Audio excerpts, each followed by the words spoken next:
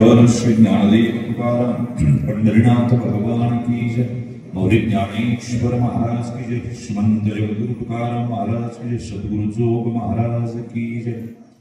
आम्ही पूर्ण काम होऊन जरी आत्मस्थिती राहून तरी प्रजा हे कैसे निस्तारील देखे फळाची आशा आचरे कामुकू जैसा कर्मी भरू होवावा तसा निराशाही।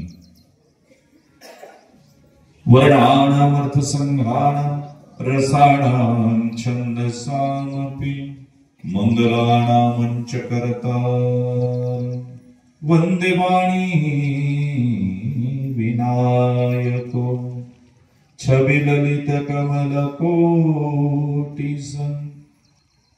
नवनील अंबर धारिणी शशिवलिन कंज विलोचनी श्रीचंद्रिका मृदुहासिनी आनंद घन गोविंद मंदिर निवासिनी घनश्याम सहित चातिरकी घनश्याम हिता मोरनी योऽन्त प्रविश मम वाच मिमां प्रसूताम् संजीवयत्यखिल शक्तिधर स्वदाम्ना अन्यांशहस्तचरण श्रवणत्वगादी प्राणान्नमो भगवते पुरुषाय तुभ्यं देखे फळाची आशा आचरे कामुकु जैसा कर्मी भरू व्हावा तैसा निराशाही। दुःखित अंतःकरणाने अतिशय वेदनादायी अंतःकरणाने ज्यांना निरोप देण्यासाठी आपण पिंडदानाच्या निमित्ताने या स्मशान भूमीमध्ये या ठिकाणी जमलेलो आहोत। कैलासवासी दत्तात्रय नामदेव हरगुडे वर्ष 38। खर तर दत्ताभाऊंचं जाणं या परिसरालाच नाही तर त्यांचा मित्र परिवार असेल, स्नेहीजन असतील, नातेवाईक असतील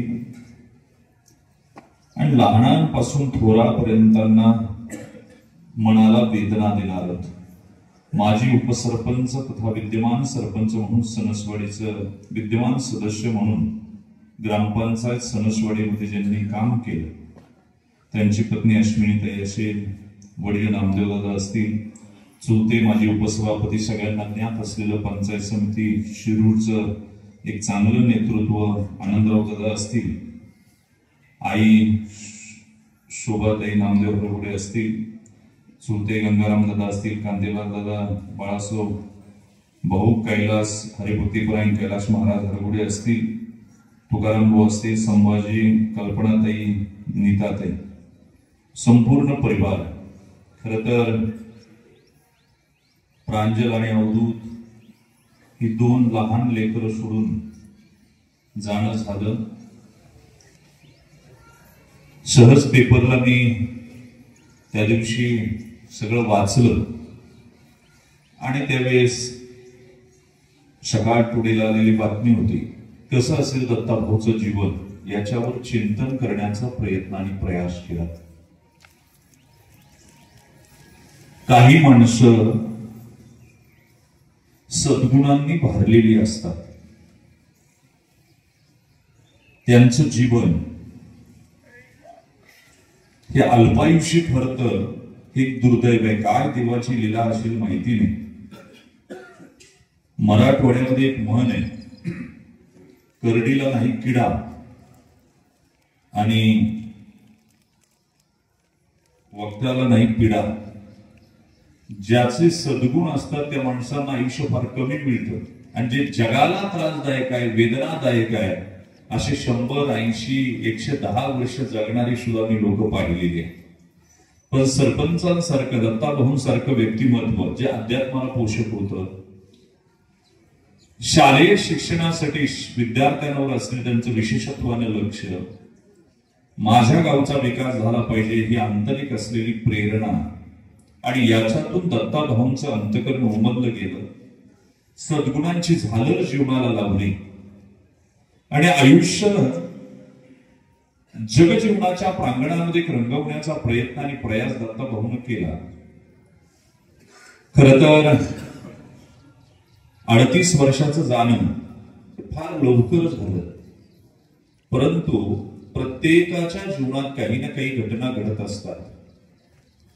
तुकोबराय प्रमाण वापरतात, धनमान येतो प्रारब्ध अधीन. त्याला साम्यक योगशास्त्र असं म्हणतं. तुमचं आयु तुमचं कर्म विपाकाला अवलंबून असतं. काही गोष्टी या अपरिहार्य असतात, त्याच्यामध्ये बदल होणार म्हणजे होणार, तुम्ही कितीही प्रयत्न करा. आणि काही प्रयत्नपूर्वक बदल करावे लागतात. संसारामध्ये तुम्ही जन्माला आलात, मला लहानपण फार आवडतं बाबा, मला आता मोठं व्हायचं नाही असा विचार करून चालत नाही. स्त्री असला पुरुष असला तरी मोठा होणार, कोणत्याही जातीचा असला तरी मोठा होणार. तुम्हाला त्यामध्ये बदल करता येत नाही. लहान पोरग चांगलं वाटतं, गाढवाचं पिंडू सुद्धा खूप चांगलं वाटतं. मोठं झाल्यावर त्याला गाढव म्हणावं लागतं, हे अजून एक दुर्दैव जरी असलं. लहानपणाचं गोंडस पण टिकून ठेवता येत नाही, तारुण्यपणाकडे झुकतं, तारुण्यपणाला पुन्हा थांबवता येत नाही, जारापणाकडे झुकतं. आणि म्हातारपणात सगळे जरी सेवा करीत असले तरी म्हातारपण सुद्धा थांबवता येत नाही, त्याला सुद्धा मृत्यूकडे न्यावं लागतं. कर्म विपाक आहे. आणि म्हणून कर्माचं चिंतन करत असताना तुम्हाला विचार करावा लागेल. देखे फळाची आशा, ज्याप्रमाणे फलेच्छुक लोक जे आहेत ते फलावर लक्ष ठेवून कर्माचे आचरण करतात, त्याप्रमाणे काही लोक, काहींचा पिंड ईश्वरानं असा भरलेला असतो, असा भरलेला असतो, प्रचंड निस्वार्थीपणा त्यांच्या अंतःकरणामध्ये असतो. त्यांचं जीवन निष्प्रभ असतं, निर्मोही असतं, चारित्र्य संपन्न असतं आणि त्यांचं जीवन त्याच्यामध्ये तेजोमय त्याच्यामुळे होतं. सध्या लोकांचं जीवन जसं ढग निघाल्यावर आकाश आभाळ जसं झाकळतं ना, तसं काहींचं जीवन झाकळलेलं आहे. अजून ओरिजिनॅलिटी बाहेर येत नाही, हे फार दुर्दैव आहे. मी कधी कधी विचारतो, सत्याला शोधायचा प्रयासच करत नाहीत लोक. सध्या सद्गुणांपेक्षाही डेकोरेशनला अलीकडे महत्व आलं आणि डेकोरेशनमुळं ओरिजिनल कसं आहे हे अजून जो आहे त्याला सुद्धा कळालं नाही मी कसं आहे. दत्ताभाऊंचं जीवन जी ट्रान्सपरन्सी होती, समाजापुढे ठेवलेलं आयुष्य हे त्या पद्धतीचं होतं. आणि म्हणून चांगली माणसं जगत जरी नसली तरी त्यांनी केलेलं कर्तृत्व, त्यांनी घालून दिलेल्या पायवाटा, त्यांनी घालून दिलेले संस्कार, त्यांनी जीवन जगलेला लेखाजोखा आयुष्यामध्ये मागच्यांना नक्की उपयोगी पडत असतो. म्हणून ज्ञानोबराय म्हणतात, कोणताही पुरुष, कोणतीही स्त्री तुम्हाला कर्म करताना फळाच्या अपेक्षेने जरी करत असेल तरी अशी काही पिंड या जगामध्ये परमात्म्याने निर्माण केली. हो, परमात्म्याने त्यासाठीच पाठवलं, नाही अशी लोक नाही. आणि म्हणून जिकडे जाईल तिकडे लोक त्यांना मान देतात, त्यांचा शब्द खाली पडू देत नाही. त्यांचं जीवन एक विशिष्ट प्रज्ञेनं वाढलेलं असतं. जे आहे आतमध्ये तेच बाहेर असतं, हे त्यांचं जीवन असतं. झाकण्याकडं, लपवण्याकडं कल अजिबात नसतो. सध्या झाकापाकीत लोकांचं आयुष्य चाललंय. जसं आहे तसं बाहेर येऊ देत नाही. याचंच नाव जीवन झालंय. पण जीवन जगण्याची कला सुद्धा तुम्हाला तत्वज्ञानाच्या प्रांतापर्यंत घेऊन जाणारी असते. शेवटी मृत्यू प्रत्येकाला. ज्ञानोबराय म्हणतात, कुणाला मृत्यू टाळता आला, मोहरे आयसी फळे नाही. ज्ञानोबरायची भाषा आहे, आंब्याला मोहर आला तेवढी काय फळं लागतात का हो?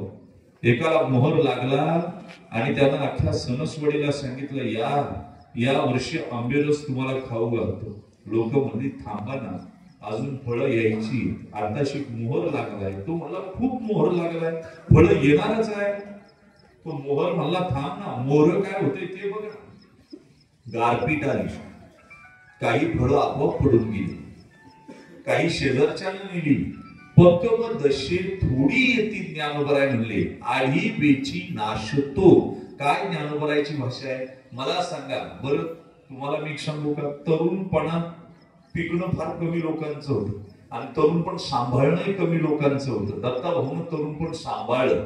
मला सांगा, जरी कैरी इडाळली बरं का उन्हामुळं, तेवढा भाग कापून त्याला मीठ हळद लावून खाता येतं, पण पिकल्यावर जर नासलं तर उकिरड्याशिवाय पर्याय नसतो. ज्ञानोबराय म्हणले, पक्व दशे थोडी येती आधी वेची नाशतो, आणि म्हणून विरळा पावे अवघड गोवे शेवटीचे.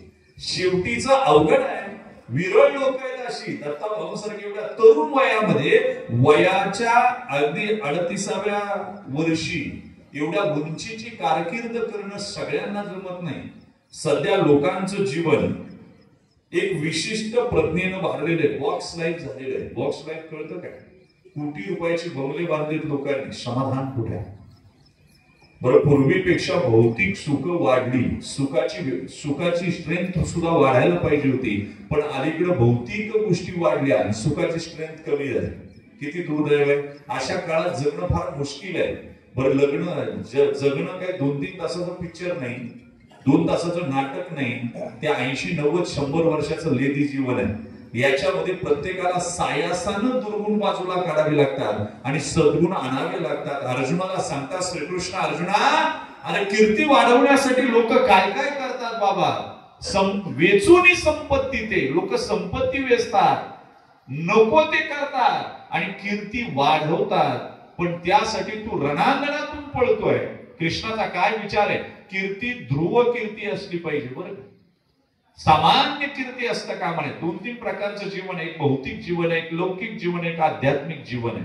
भौतिक जीवनामध्ये माणसं दिसतात तशी नाही, सरड्यासारखी रंग बदलतात. काय करतात? मी एक प्राणी पाहिला, झाडावर गेला की काही सेकंदात रंग बदलतो.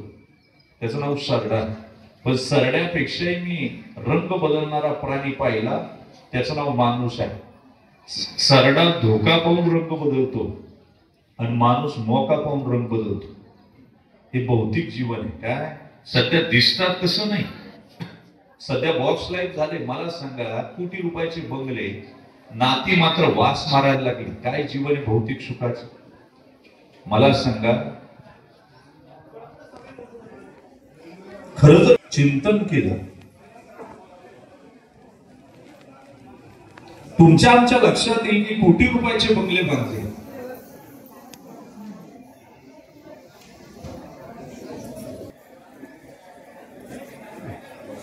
न बोलता सरकार, न बोलता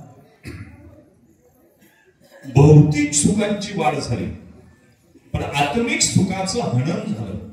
माणसं सुखी नाही. सध्या दाखवतात आम्ही सुखी आहे, पण सुखी नाही.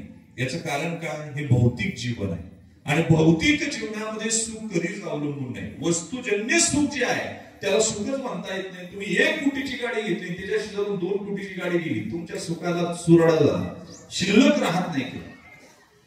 बॉक्स लाईफ सध्या जीवन झालंय. बॉक्स लाईफ म्हणजे काय? मी बोलताना बोललो, कोटी रुपयाची बंगले बांधले लोक बंगल्यात कमी राहतात. सध्या बेडरूम नावाच्या बॉक्स मध्ये जास्त आहे.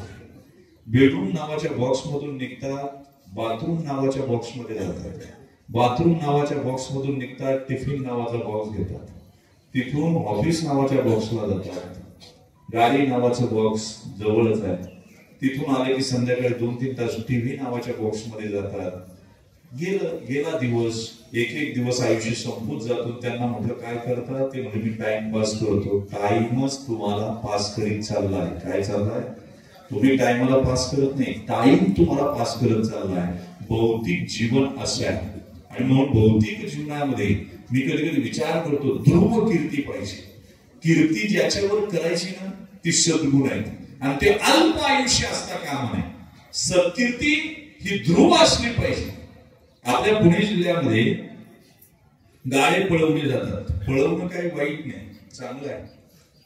पण मला सांगा, पळणार बैल, ते अलाउन्सर जे असतात ना, ते नाव कोणाचं पुकारतात?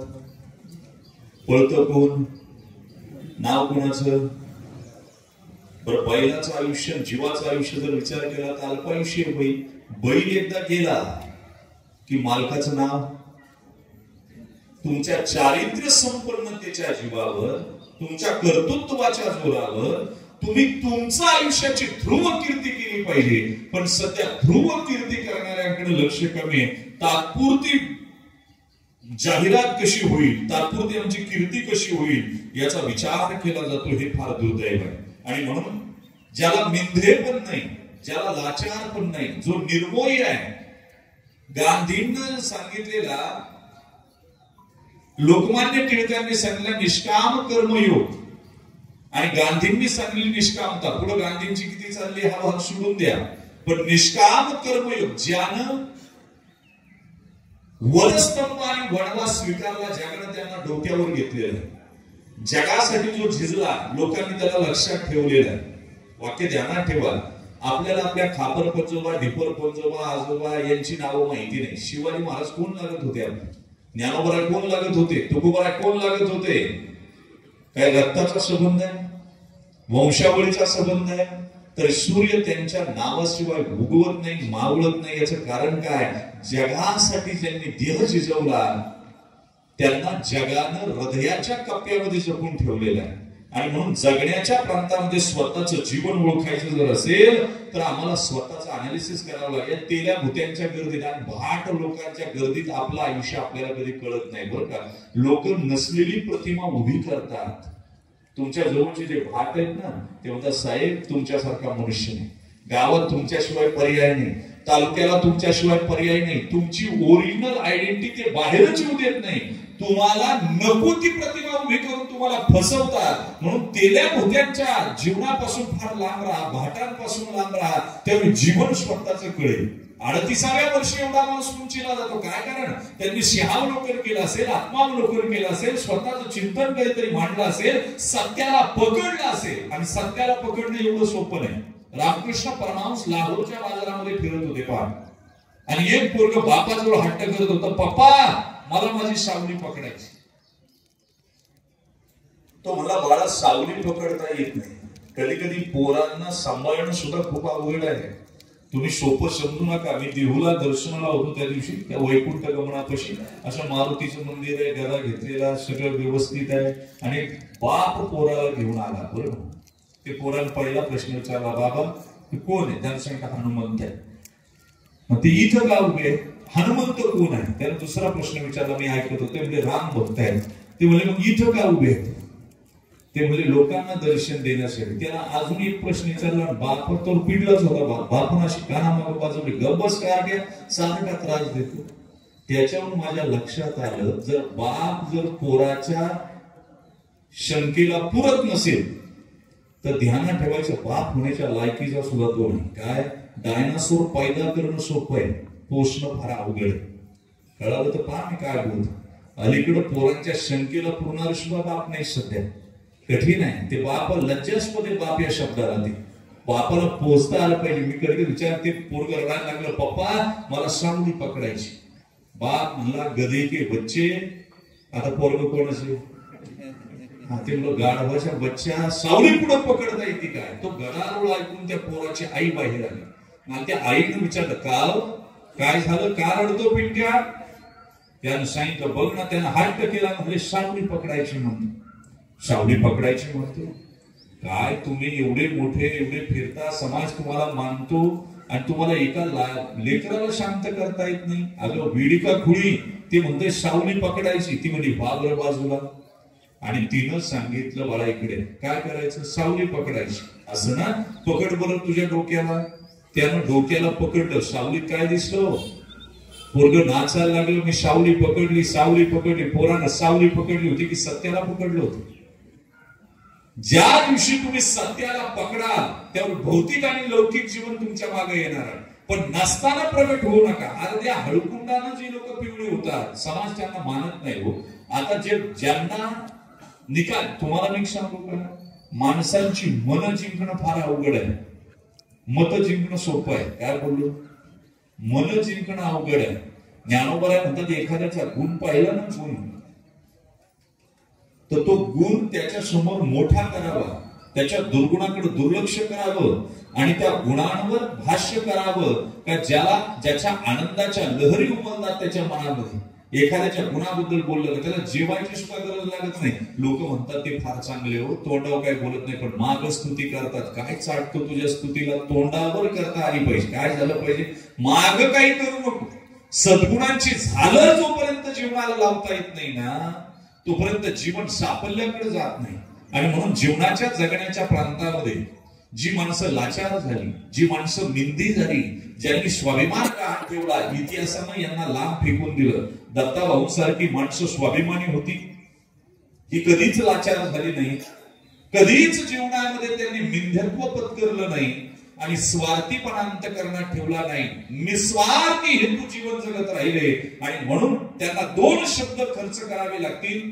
निस्वार्थपणे खर्च करेल मी फक्त कर्मयोगी जीवन. 38व्या वर्षापर्यंत जगणं, एवढा उंचीचा प्रवास करणं, समाज मनामध्ये स्थान निर्माण केलं. अलीकडे जे फ्लेक्स लागतात की नाही, ज्यावेळी सद्गुणांची सागराचा दर्या उफाळून येतो त्यावेळी जग तुम्हाला आपोआप स्वीकारतंय. पण सध्या मुझे गिनो, अरे मला गिना.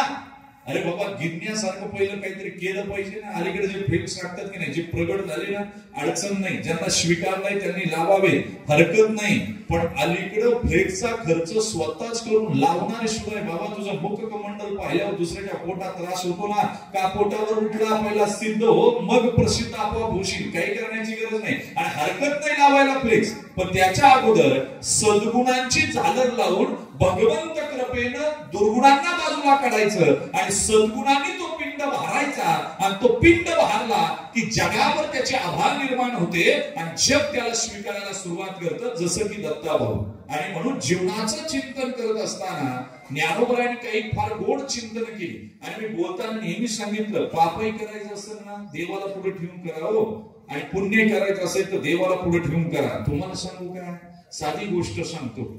लग्नाच्या अगोदर मुलं होणं चांगलं का वाईट? वाईटच. पण कुंतीला मुलं कधी झाली? तरी द्वारकेचा राणा पांडवा घरी. सांगा ना मला, कोणत्या शास्त्रात, धर्मशास्त्रात एका स्त्रीला 5 पती असावेत, तरी द्वारकेचा राणा? मला सांगा, मनुष्य योनीत जन्माला आला मनुष्य योनीत जन्माला. लग्न मनुष्य योनीतच केलं पाहिजे. पण भीमानं लग्न कुणाबरोबर केलं? हिडिंबा बरोबर केलं, राक्षसिनी बरोबर. तरी द्वारकेचा राणा पांडवा घरी. चला ना, मित्राबरोबर मैत्री करायची. मित्राबरोबर मैत्री करायची आणि त्याची बहीण पळून न्यायची. चांगलंय का हो? स्वतः ओव्या वापरल्या माऊलीने, तू होऊन असे संन्यासी, चोरून नेली माझी भगिनी. मला सांगा, तरी द्वारकेचा राणा. चला, मांस खाणं चांगलं नसेल कदाचित, विकणं तरी कुठं चांगलं आहे हो. पण एकाला पारंपरिक पद्धतीनं मटनचं दुकान आलं बरं का, त्यानं दुकानाचं नावच ठेवलं श्री विठ्ठल मटन शॉप. काय होतं? गळ्यामध्ये जानवं, शिंगे रुळते, नाकापासून गंध, टपोरी तुळशीची माळ, सकाळी चंद्रभागे स्नान करायचं, पांडुरंगाचं दर्शन घ्यायचं, मटण विकायला बसायचं. आणि गर्दी झाली की देव मटण विकू लागायचं. नाव आठवतं काय तुम्हाला? सज्जन कासया विकू लागे मांस, माळ्या सावत्यास खुरपू लागे. पापही करायचं ना तेवढ्याच उंचीचं करायचं गड्या, पण देव पुढे ठेवून. काय म्हटलो मी? देवाला ज्यावेळी कळे का पाप करताना सुद्धा निस्वार्थी करतो. मला सांगा, आजमिळानं काय खरंच नारायण म्हटला काय? आजमिळ नारायण म्हटला नाही खरं. मुलाचं नाव नारायण. येन केन प्रकारे मम रटंती जीवाहा. आणि मग नारायण नारायण त्यासाठी विमान पाठविले, पुत्राची लोभे म्हणे नारायण. म्हणून पाप करताना सुद्धा ईश्वराला साक्षीभूत ठेवून पाप केलं पाहिजे. आणि म्हणून मी मगाशी बोललो, तुम्ही आमच्या प्रत्येकाच्या जीवनात काही घटना घडतात, पण जो माणूस निस्वार्थी आहे, ईश्वराचं प्रेम आहे, त्याचं जीवन साफल्याकडे. मंदिर तरी काय? मी बोलू, मंदिराचा विचार जर केला तर बाजारातलं एक दुकान म्हणजे मंदिर आहे. देव तरी काय? मंदिर देवाचं आहे का तुमचं आहे? मला सांगा. तुमच्या मनातल्या देवाचं आहे. तुम्हाला वाटेल तसं बांधलंय. ईश्वराचं थोडं मंदिर आहे. कधी कधी चिंतन करताना मी बोलेल तुम्हाला, बाजारातलं एक दुकान म्हणजे मंदिर आहे. तुम्ही तिथं जाऊन सुद्धा सुधरत नाहीत लोक. कधी कधी विचार करण्याजोगी गोष्ट आहे, चिंतन करण्याजोगी. मी तर बोलताना एक शब्द अनेक वेळा बोललो की मंदिर मन धुवायचं काम करतं आणि बाथरूम अंग धुवायचं काम करतं, पण मंदिरात जाऊन सुद्धा माणसं मन धुत नाही, हे फार दुर्दैव आहे. काय सध्याचं चिंतन जर पाहिलं ना, सध्याची अवघड परिस्थिती आहे. आणि म्हणून चिंतनाच्या अंगाने मी पुढे जाईल. मंदिरापेक्षाही समाज रचनेची मंदिरं उभी राहिली पाहिजे. त्यातल्या आकारून टाकारून शब्दाची मंदिरं उभी करणाऱ्या लोकांपेक्षा मी नेहमी सांगितलं, ज्यावेळी ज्याला उगाचच भक्तीचे आवंडे गिळायचे असतात त्यानं फेटे बांधावे. ज्याला देशभक्तीचा फार मोठा आवंडा गिळायचा असतो त्यानं मोठी मोठी भाषणं ठोकावी. पण जो ओरिजिनल आहे ना, तो आतून बेसमेंट पासून काम करायला सुरुवात करतो आणि भगवंत त्याच्याच पिंडामध्ये प्रज्ञा टाकतो, त्याच्याच पिंडामध्ये तेज टाकतो. बाकीच्यांची काम नाही. सध्या मी मगाशी बोललो, तेल्या भूत्यांच्या गर्दीमध्ये स्वतः सापडणं फार अवघड आहे, फार अवघड आहे. लोक नसलेली प्रतिमा तुमची उभी करतात शब्दानं. पंचतंत्रामध्ये एक गोष्ट आहे पहा, एकानं वास्तुशांती केली बरं का, एका ब्राह्मणानं, आणि त्या वास्तुशांती करणाऱ्या मालकानं ब्राह्मणाला दक्षिणा दिली नाही, बोकड भेट दिला. काय दिलं? आता बोकडाचा ब्राह्मणाचा काय संबंध आहे? संबंधच नाही. पण ब्राह्मण विलिप्सा दोषानं ग्रस्त होता. त्याला म्हटलं दक्षिणा नाही, हा बोकड नेऊन शिरूरच्या बाजारात विकू आणि त्यातून पैसे मिळतील. पण बोकड उचलायचा कसं हे ब्राह्मणाला माहिती नाही. त्याचा संबंध नाही ना बोकडाचा.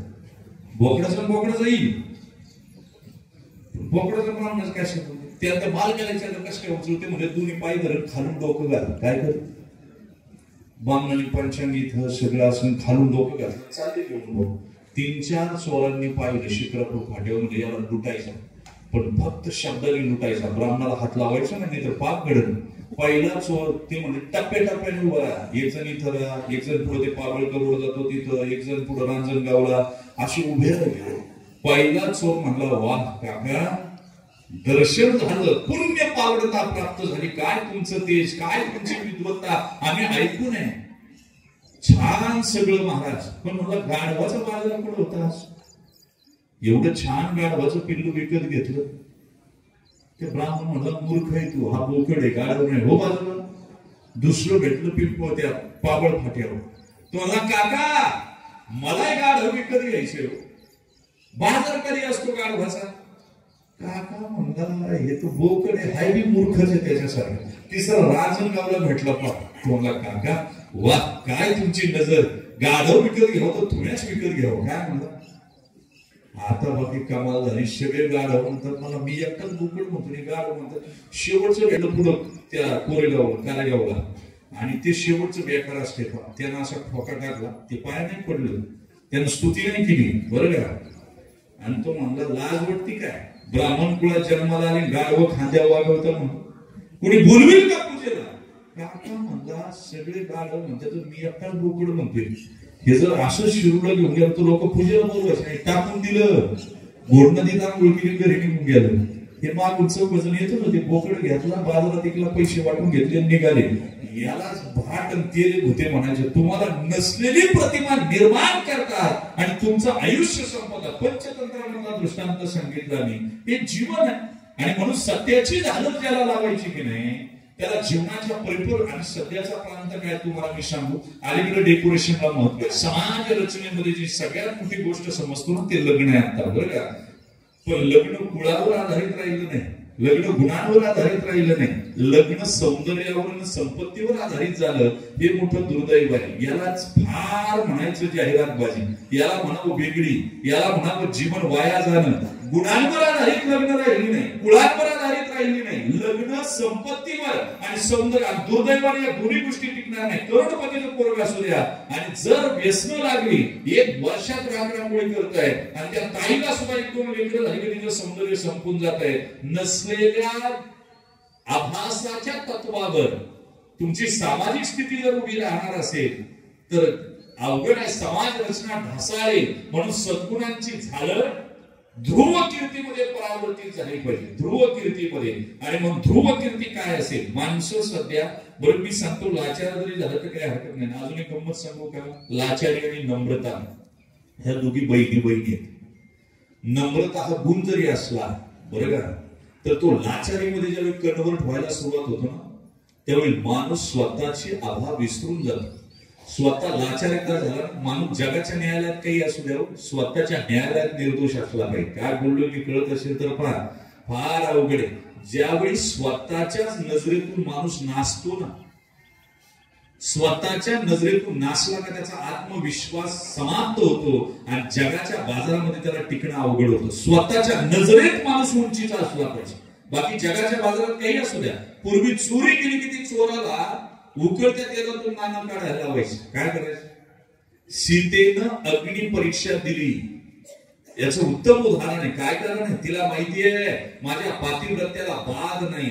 आणि ज्यावेळी अशी गोष्ट मनामध्ये येते ना, आतून तुमचा कॉन्फिडन्स लेवल भरलेला असतो ना, त्यावेळी तुमच्या आतमध्ये आपोआप रोधक शक्ती तयार होत असतात. जसं त्या चोराला माहितीये का मी चोरी केल्याच्या नाही, म्हणून मी उकळत्या तेलातून नाणं काढू शकतो, आपणही काढू शकतो. पण ज्यावेळी स्वतःचा कॉन्फिडन्स लेवल बिल्डअप झालेला असेल, ज्यावेळी स्वतःच्या आत्मकृपा असेल, आत्महनन झालेलं नसेल, म्हणून मी नेहमी सांगितलं माणसं बरं आत्महनन करावं, पण किती प्रमाणात. छोटस आपलं जर फायदा तेवढा मोठा असेल तर सध्या तेवढा नाही हो. मला सांगा, 50 पैशाने 1 रुपया कमी असला तरी कंडक्टरकडे लाचारपणे पाहून हसतो आपण. किती दुर्दैव मला सांगा. मला तर हसताही येत नाही. मी कधी कधी विचार करतो, फायदा तरी मोठा पाहिजे की नाही. मला सांगा, एखादी कॉलेजला जाणारी तरुणी उगाच बसायला जागा मिळावी म्हणून कुणाकडे पाहून स्माईल देते. बाई तुझी स्माईल काही 4 आण्याची 8 आण्याची आहे का?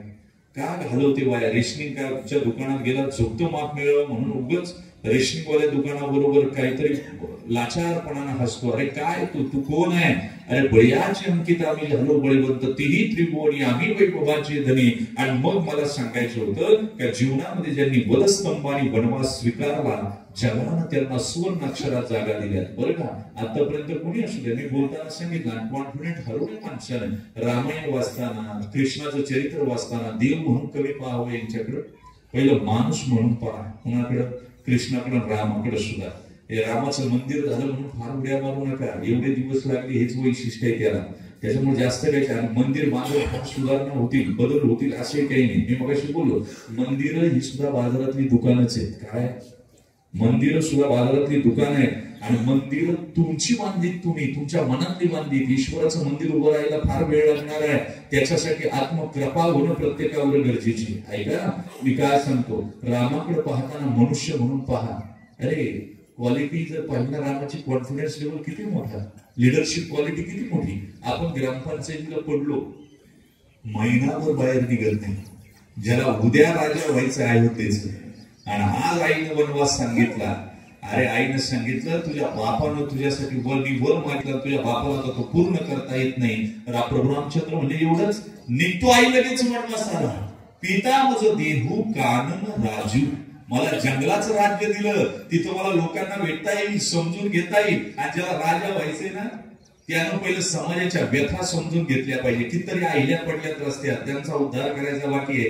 कितीतरी सुग्रीव बाकी आहे. हनुमंतासारखे भक्त वाट पाहत आहेत. सगळ्यांसाठी थोडासा वेळ देणं महत्वाचं आहे, मग राजा होता येतं. बरं का, असं होता येत नाही. मला सांगा, सुग्रीव आत्महत्या करायला निघाला. किती कॉन्फिडन्ट सुग्रीवाला बनवलं. मला सांगा, राज्य दिलं, बायको दिली, सगळं दिलं आणि परत राजा केलं. हे वैशिष्ट्य आहे. चला त्याच्या पुढे सांग, लिडरशिप क्वालिटी रामाचं किती मोठी. माणसं घडवताना अशी घडवा, अशी घडवा. बरं का, दत्ताभाऊंसारखा मनुष्य गेल्यानंतर आज समाज दिसतो ना, लिडरशिप क्वालिटी होती. मला सांगा, मी जर ड्रायव्हरला एखादं काम सांगितलं ना, 10 वेळा फोन करावा लागतो, अरे हे कर ते कर. पण हनुमंताला एकदाच सांगितलं सीतेचा शोध करायचा, परत सांगितलं नाही कडे. पण कापड लंकेची, राखेल लंकेचं आणि जाळी सुद्धा कोणाची. किती लिडरशिप क्वालिटी डेव्हलप केली असेल मला सांगा. कॉस्ट कटिंग करून टाकली. 80 राक्षस तर पहिलंच मारून आलं. मला सांगा, ज्या वेळेस लक्ष्मणाला शक्ती लागली आणि औषध आणायला सांगितलं, तिथे गेल्यावर विसरले. हे अख्खं मेडिकल स्टोअर घेऊन आले. याला म्हणून माणसं तयार करणं. काय उगं माणसं अशी तयार करणे. कृष्ण मला सांगा, ज्याला मोठं व्हायचं नाही त्यानं पहिलं गाव सोडलं पाहिजे. पण कृष्णाकडून पहिलं हे घ्या, आपल्या गावात नुसतं रमायचं नाही. ज्याला मोठं व्हायचं ना, त्यांनी आपल्या टॉवरची रेंज जास्तीत जास्त वाढवायची. बरं का, त्याच गावात जन्माला आलं, त्याच गावामध्ये कर्तव्य उपदेवापंथी झाले लोक. आपल्याला पुढे जायचंय. जन्मल्याबरोबर मथुरा सोडली, मला गोकुळ 13-17 वर्ष, तिथून निघाले मथुरा, तिथून निघाले द्वारका संपून गेले, ताण घेतला नाही. मला सांगा बरं, आनंद जगायचा ना स्वतः घेत जगा. आत्ताचा आतला आनंद संपलेला आहे लोकांचा, यांत्रिक आनंद झालाय. दुसऱ्याच्या हाताला आमचा रिमोट गेलाय. मला दुसऱ्याने आनंद दिला तर आनंदी, दुसऱ्याने दुःख दिलं तर आम्ही दुःखी, असं होत नाही बाबा. मला सांगू काय, कृष्णाचं चिंतन करताना राजा होता राजा. मला सांगा श्रीराम्या सुदाम्या पेंद्याला मला असता डीजेला थोडी तू घे, थोडी मी घेतो, आपण दोघे नाचू, होतं काय असं? अरे स्वतः बासरी वाजवली, त्या बासरीमध्ये काय फक्त होल आहे, संकट आहेत, पण असं संगीत वाजवलं पांगुळले यमुना जळ, पक्षी राहिले निश्चळ. मला सांगा किती आनंद आहे. आता आमचं यांत्रिक झालंय. मला सांगा नुसतं जायचं म्हणून जायचं, भेटायचं म्हणून, वाढदिवसाला शुभेच्छा सुद्धा आता भेटून सुद्धा कोणी देत नाही आहोत. फक्त यांत्रिक पद्धतीने कॉपी पेस्ट करतात, इकडचं उच्चार तिकडे टाक. कधी कधी वाढदिवसाच्या खाली सुद्धा भावपूर्ण श्रद्धांजलीचे मेसेज वाचतो. लोकांना कळत नाही काय चाललंय. आम्ही चिंतन करण्याची गोष्ट आहे. मग घटना प्रत्येकाच्या जीवनात घडणार आहे, 100% घडणार आहे. तुम्हाला सांगा जी मोठे झाले ना त्यांना त्रास सहनच करावा लागला. बरं तुम्ही असं समजू नका. पांडवांना जाता क्षणी तापलेल्या लोखंडाचे अलंकार घातले, सहन केलं. नकुल सहदेवाला मार्ग कमी पडली, ढासळले दोघं, टिकावं सुद्धा लागतंय. आणि ज्याला टिकणं कळालं त्याचं जीवन साफल्याकडे गेलं, ज्याला परिपूर्णता कळाली. बरं आयुष्य पाहणाऱ्याची संख्या अनेक आहे, विचार करण्याची संख्या अनेक आहे. एक तरुण मुलीने आत्महत्या केली. बरं का, आत्महत्या शास्त्राने सांगितलं करूच नाही. बरं का, जो आत्महत्या करतो ना त्याच्या अंत्यविधीला सुद्धा जाऊ नये शास्त्राने सांगितलं. त्याचा अंत्यविधी कसा करायचा याची प्रोसेस शास्त्राने सांगितली. बरं का, त्याचं प्रेत टांगायचं आणि खालून चिताला पेटून द्यायची, त्याला चितेवर ठेवून जाळायचं नाही. कोणत्याच ब्राह्मणाने त्याचे विधी करू नये शास्त्राने किती सांगितलं. मग आत्महत्या करणाऱ्याला पहिलं सहन करावं, नाही सहन झाला विरोध करावा, विरोध नाही झाला देशांतर करून निघून जावं, पण आत्महत्या करू नये. ऐका बरं का, साधी या जीवनाचं महत्व ज्याला कळत ना तो आत्महत्या करणार नाही हो. काल एक साधू महाराजांकडे मनुष्य गेला, महाराज मला जीवनाचं महत्व सांगा, आयुष्याचं मोल काय. त्या साधूनं पोतडीस फोडली, एक चमचमणारा दगड दिला हातात, म्हणले याची किंमत काय जरा पाहून मग तुला सांगतो आयुष्याचं महत्व काय. ते चमचमणारा दगड घेऊन तो भाजीपाल्याला विकणाऱ्याकडे गेला, दादा याची किंमत काय. ते म्हणजे मला काही कळत नाही, पण वजन करायला दगड चांगला आहे, मी तुला 5 किलो बटाटे देईन. काय ते म्हणला ते विकायच नाही. आणि इकडे तो दगड घेतला, तिथून भांड्याच्या दुकानात गेला, दादा याची किती किंमत होईल. म्हणजे याच्यावर मी 5 किलोची तांब्याची चरबी तुला देईन. तिथून ते चांदीच्या दुकानात गेलं, चांदीवाला म्हणला मी 1 किलो चांदी देईन. सोन्याच्या दुकानात गेलं, त्यानं सांगितलं मी 20 तोळे सोनं देईन. आणि तिथून हिऱ्याच्या दुकानात गेला, त्या हिऱ्यावाल्यानं पाहिलं, हिरा खाली ठेवला, जवेरी होता तो, त्याला नमस्कार केला, प्रदक्षिणा घातली, म्हणला याचं मोल होऊ शकत नाही, तुझे गुरु महाराज सांगतील तेवढी किंमत होईल याची. तो म्हणा इकडे विकायचं नाही, मला घेऊन गेला. गुरु महाराजांनी सांगितलं आणला आणि इकडे पोतड्यात बांधून ठेवला. काय किंमत झाली रे. मला भाजीवाल्यानं सांगितलं 5 किलो बटाटे, भांड्यावाल्यानं सांगितलं 5 किलो तांब्याची चरबी, चांदीवाल्यानं सांगितलं 1 किलो चांदी, सोन्यावाल्यानं 20 तोळे सोनं, आणि हिरावाला म्हणला याचं मोलच होऊ शकत नाही. म्हणला तसंच जीवनाचं मोल आहे. ज्याला काही कळालं नाही त्याच्यासाठी 5 किलो बटाटे किती आहे. ज्याला काही कळालं नाही त्याच्यासाठी तांब्याची चरबी 5 किलोची. ज्याला त्याच्यापेक्षा चांगलं कळालं त्याला 1 किलो चांदी, ज्याला त्याच्याही पेक्षा चांगलं कळालं 20 तोळे सोने, आणि ज्याला कळालंच आयुष्य काय ते अनमोल आहे. काय अनमोल आहे ते मातीमध्ये मिसळण्यासाठी नाही. म्हणून आयुष्याचं चिंतन करत असताना लक्षात ठेवा, त्या मुलीने आत्महत्या केली. आत्महत्या केल्यावर बघणारे बरेच जण आहे. त्यातलं एक तरुण पोरग पाहत होता, अरे मला काय सौंदर्य, ही जर मला मिळाली असती पत्नी म्हणून तर आयुष्यभर सुखाने संसार केला असता, आमचं जीवन सुखी झालं असतं, भोग घेतला असता. त्याच्या शेजारी एक वेश्या पाहत होती, ती सुसाईड. वेश्या असं म्हणते, ही जर मला मिळाली असती तर माझ्या कोठ्यावर मी ठेवलं असतं आणि तिच्यापासून पैसे कमवले असते. तिच्या शेजारी 2 मायबाप आहेत ज्यांना लेकरू नाही. त्यांनी त्या मुलीची आत्महत्या पाहिली. अरे अरे म्हणले, असं जर लेकरू आम्हाला भेटलं असतं तर आम्ही किती जीव लावून मोठं केलं असतं. पण त्याच्या शेजारी एक साधू होता, त्यानं पाहिलं, अरे अरे अनमोल जीवन मिळालं, साधनेच्या मार्गावर लावलं असतं तर जीवन सफल झालं असतं, पण हिनं मात्र वाया घालवलं. दृश्य एकच आहे पण पाहणारे अनेक आहेत, पाहणाऱ्यांचा आविर्भाव अनेक आहे. तसं जीवन एकच आहे पण पाहणारे अनेक आहे, पाहणाऱ्यांचं चिंतन करण्याची पद्धत वेगळी आहे. म्हणून काही ठिकाणी तुम्हाला वाटतं असं का झालं 38व्या वर्षी दत्ता भाऊन जावं, तर तुमच्या आतमध्ये बसलेलं कर्म तुम्हाला नाचवतंय. काय करतंय आपल्याला दिसत नाही, पण कर्म चांगल्या चांगल्याला नाचवलं. मला सांगा, ज्या गिधड मांस खातं की नाही त्याला रामाची मांडी मिळाली आणि बापाला मांडी मिळू नये मरताना. जटायूला मांडी मिळाली रामाची, रामाच्या हातचं पाणी मिळालं, पण स्वतःच्या बापाला पाणी पाणी करून मरावं लागलं. काय समजाल तुम्ही याला? कर्म घेता झोले तेथे कुणाचे नचले, कृष्णा सारखे वैभव बंदी शाळे वासुदेव, चार पुत्र दशरथा, अंतकाळी एकही नव्हता. म्हणून निर्भयपणानं जगणं हे निष्काम वृत्तीचं लक्षण आहे, निष्काम वृत्तीचं लक्षण आहे. कधी कधी एखादा भिकारी सुद्धा पहा इतका तेजोमय असतो ना, त्याच्याकडे पाहत राहावं वाटतं. काय कारण आहे? निर्भय झाले ते. विस्टन चर्चिलकडे एक भिकारी गेला बरं का, भीक मागायला. पहाटे 5 वाजता गेला. कोण जातो 5 वाजता भीक मागायला? पण गेलं त्यानं बटन दाबलं. विस्टन चर्चिलनं दरवाजा उघडला. अरे भीक मागायची वेळ, 5 वाजले ना, आता झोपेचा टाइम आणि म्हणजे झोप मोडली.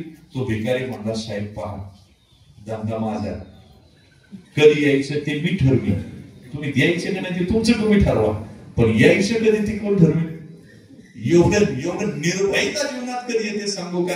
जेव्हा तुमच्याकडे काहीच नसते. तुकोबरांचं सगळं सुटल्यावर निर्भयता आली ना. तुकोबरा काय म्हणतात, छिद्राचा आश्रम उंदरांची कुळवाडी. आम्ही उंदरांची कुळवाडी केली, छिद्राचा आश्रम आता आमच्याकडे राहिले काय? ज्यावेळी गमवायला राहण्याची भीती काही राहत नाही ना, त्यावेळी माणूस निर्भय होतो. आणि निर्भयता हा एक दागिना आहे, अप्रतिम दागिना आहे. आणि म्हणून बोलताना मी मगाशी बोललो, घटना घडत राहतात. काही ना कारण असतं, काही ना कारण होतं, काही कारणापासून आपण दूर राहायचं असते आणि काही कारणांपासून अप्रभावित राहायचं असते. प्रभाव पडू द्यायचा नाही त्याचा आपल्यावर. मला सांगा, आजार झाला होतो आजार. आता कितीतरी बसलेत माझ्या सकट. आपल्या आतमध्ये अनेक आजार आहे. डायबिटीजचं याच्यात जमा केले तर 90% डायबिटीज वर निघते.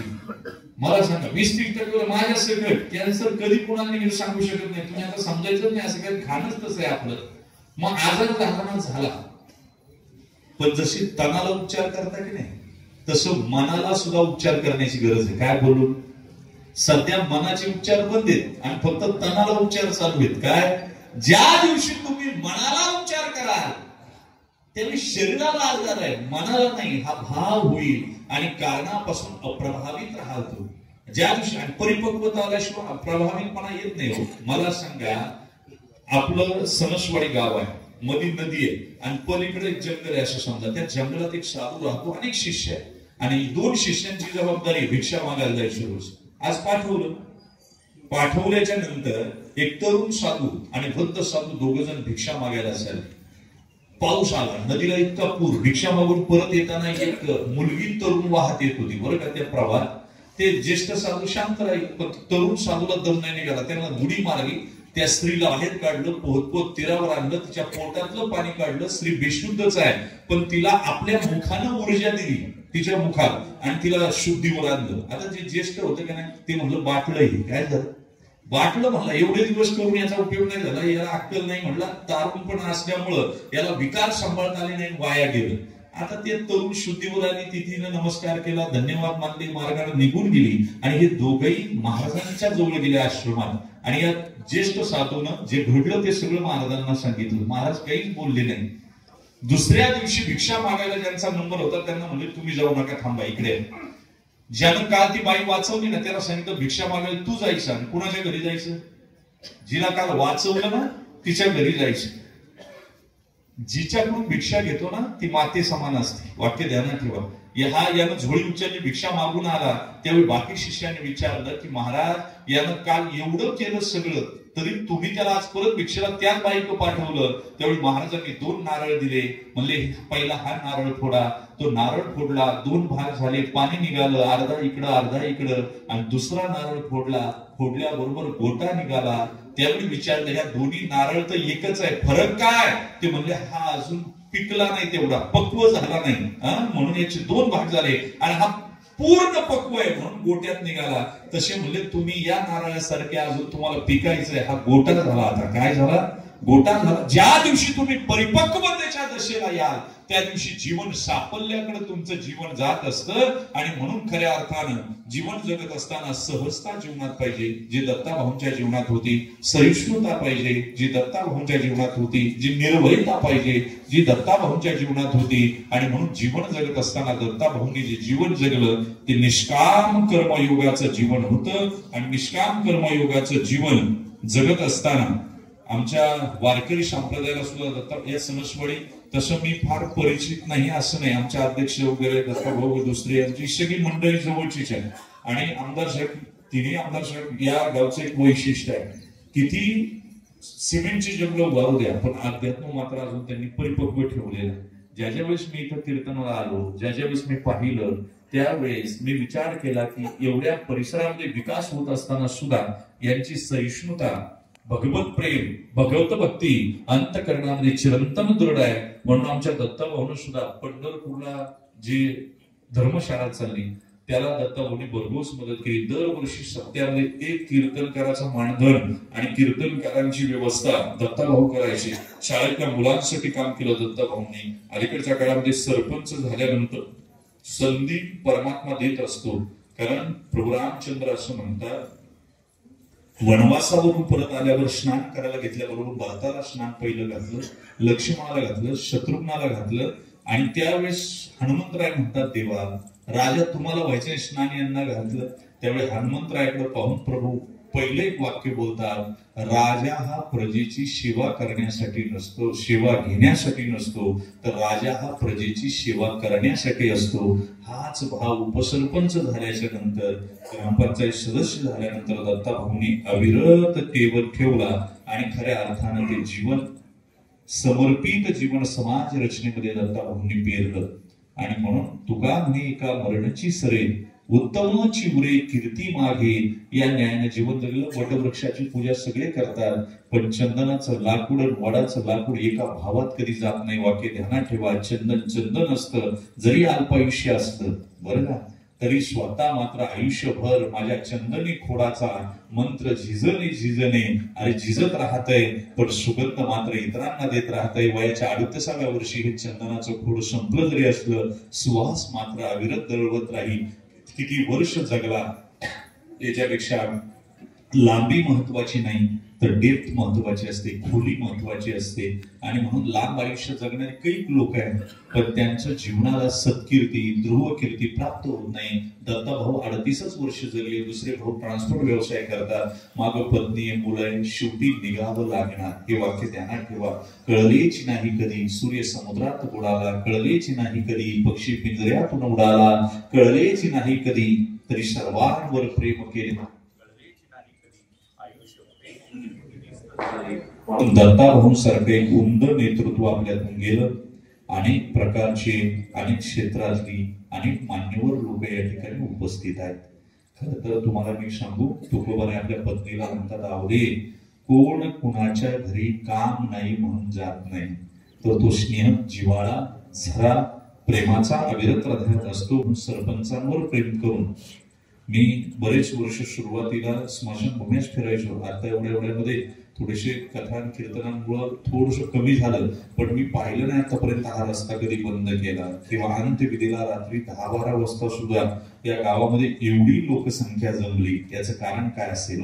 निस्वार्थीपणा, चारित्र्य संपन्नता, जगासाठी चंदनाच्या खोडाप्रमाणे झिजणं, आपल्या सुखाकडे दुर्लक्ष करून जगाचं, समाजाचं सुख, समाजाचं हित, समाजाचं आरोग्य कशात आहे याचा विचार अविरत नेते मंडळींनी केला तर कदाचित दत्ताभाऊ ग्रामपंचायत सदस्य असतील, उपसरपंच असतील आणि आज या ठिकाणी आमदारकीच्या म्हणजे त्याच्याही पेक्षा आज मंत्री लेवल असावीत अशी लोक आपल्या समोर उपस्थित आहेत. पण तुम्हाला सांगू, एकच मंत्र आपण सगळ्यांनी जर घेतलं ना, दत्ताभाऊ पासून जगणार मरतात सगळे. मरायला पुरायला कोण आलाय? मलाही जायचे, तुम्हालाही जायचंय, पण मरताना हा सोहळा व्हावा हे फार महत्वाचं. हा सगळ्यांचा होत नाही. नाही बाबा, लवकर गेल्याचं दुःख आहेच आहे, पण 38व्या वर्षामध्ये लोकांना आयुष्य स्टेबल करता येत नाही. ज्यानं समाज स्टेबल केला अशा दत्ताभाऊच्या शेवटच्या क्षणाला एवढी लोक जमणं हा म्हणजे त्याच्या कार्यकर्तृत्वाचा, त्यांच्या चारित्र्य संपन्नतेचा आणि व्यक्तिमत्वाचा असलेला गौरव आहे असं मला वाटून जातं.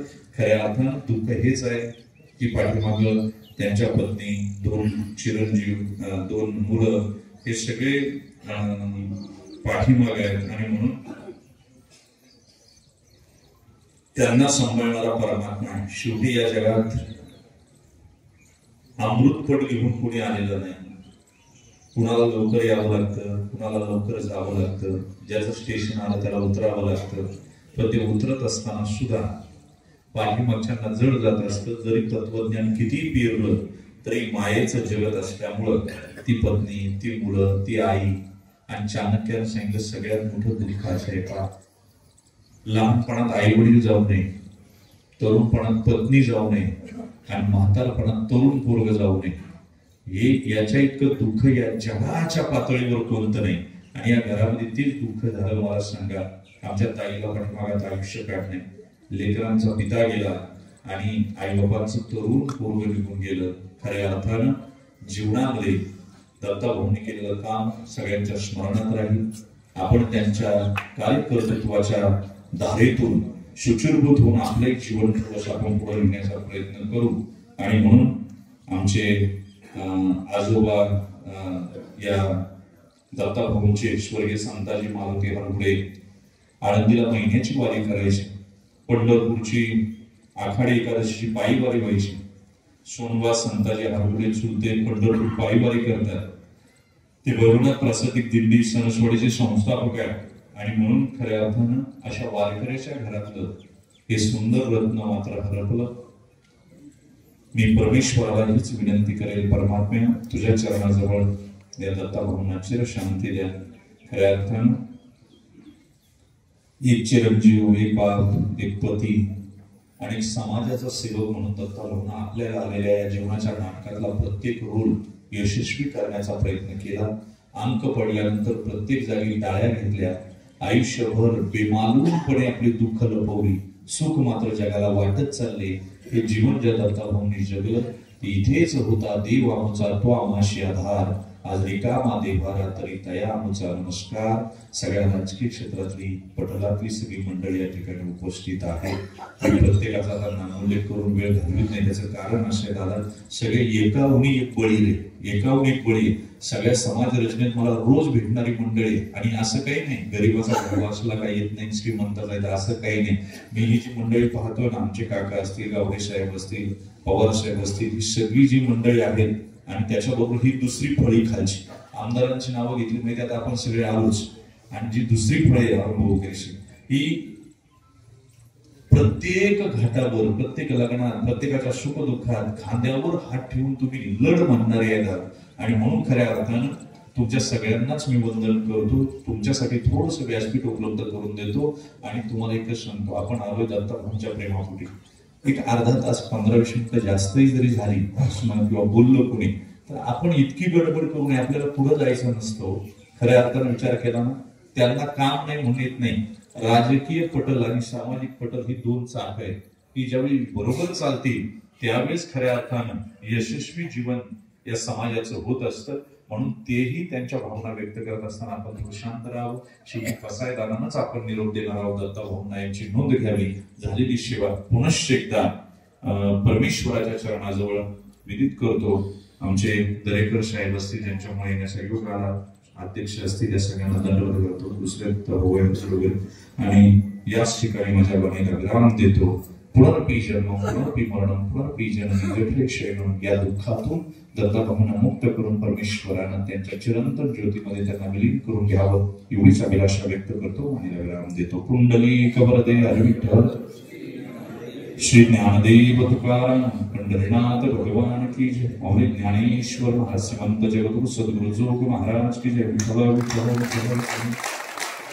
कुंडली वरदे हरी विठ्ठल श्री ज्ञानदेव तुकाराम पंडितांच्या गम्यविंद्र मंडळाने समुदाय कैलासवासी श्री दत्तात्रय नामदेव हरगुडे वय वर्ष 38, सणसवाडी विक्रीचे माजी उपसरपंच, विद्यमान ग्रामपंचायत सदस्य यांचं गेल्या 5 दिवसापूर्वी अपघाती निधन झालं. आणि त्यांच्या जाण्याची बातमीच्या वेळेस कळली. संपूर्ण सणसवाडी नव्हे तर पंचकृषीतील जनतेला जो दुःखाचा डोंगर कोसळला. खूप मोठी अशी हानी या ठिकाणी सणसोडकरांची झालेली आहे. त्यांच्या पश्चात त्यांचे वडील असतील, आई असेल, 2 मुलं, 1 मुलगी, 1 मुलगा आणि 1 मुलगी असेल, भाऊ असेल, पत्नी, चुलत भाऊ असतील, चुलते असतील. खूप मोठा असा परिवार त्या ठिकाणी दत्ताभाऊचा होता. त्या सर्व परिवारातून या ठिकाणी दत्ताभाऊ मामातून गेलेले आहे. दुःख होणं खूप साहजिक आहे. असो, या ठिकाणी दत्ताभाऊच्या दसऱ्याच्या विधीच्या निमित्ताने या ठिकाणी हरिभक्त पारायण शंकर महाराज शेवाळे महाराजांची या ठिकाणी परमचुरूपी सेवा या ठिकाणी संपन्न झालेली आहे.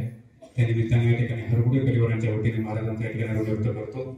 महाराजांचा या ठिकाणी सन्मान शिरूर तालुक्याचे माजी आमदार ज्येष्ठ नेते सन्माननीय मुकुटरावजी गावडे आमदार साहेबांना विनंती आहे. आपण महाराजांना सणसोड निगडीचे माजी सरपंच, कृषी उत्पन्न बाजार समितीचे माजी संचालक दत्ताभाऊ हरगुडे हे समस्त सणसोडी ग्रामस्थांच्या वतीने दत्ताभाऊंना श्रद्धांजली समर्पित करतील.